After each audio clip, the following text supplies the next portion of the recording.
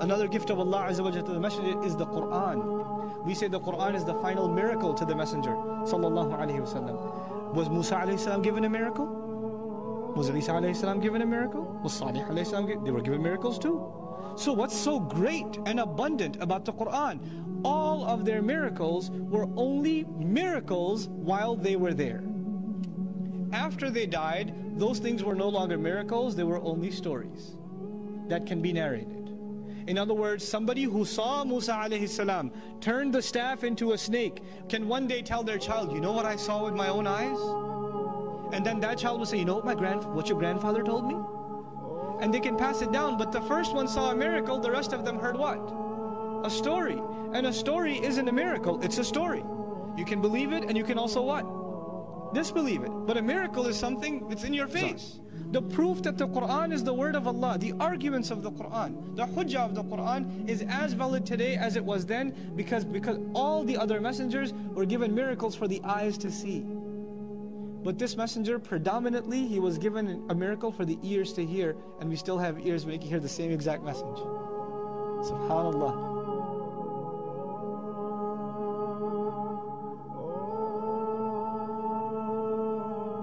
You know, the kind of change that happened in Arabia and which became international in how long? 23 years.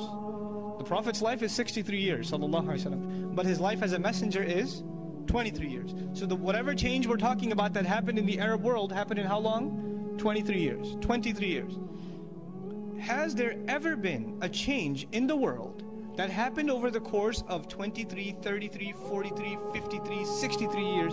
I don't care if you talk about 500 years, a change that changed the way people think, what people love, what people hate, how people dress, how they run their government, how they run their economics, how they get married, how they get divorced, how they go to the bathroom, what they eat, what they don't eat, what they say, what they don't say, how they do business, how they take a loan. It changed every aspect of their life in how long? 23 years. 23 years. You know, those of you that are in high school, you take global history and you learn about revolutions. You learn about the Bolshevik Revolution in Russia. You learn about the French Revolution in Europe. These revolutions were either political or economic. They didn't change the ethics of the people. They didn't change how people eat and sleep and drink. They didn't change what people love and hate. They didn't change how people dress. Nothing else changed. One big change over the top and that's it. And even those changes were brought about by people who read the works of philosophers, and those philosophers lived decades before. Now, in other words, there's the historical formula. The philosopher of an idea is never on the battlefield. Never.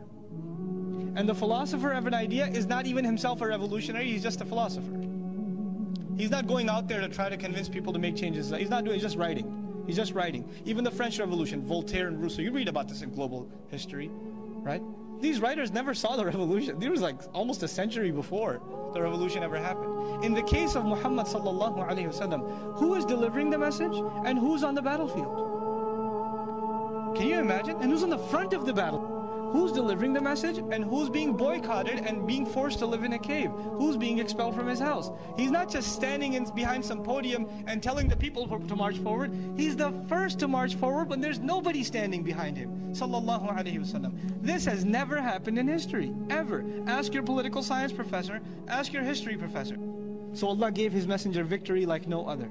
Like a book like no other and a victory like no other. Sallallahu alaihi wasallam.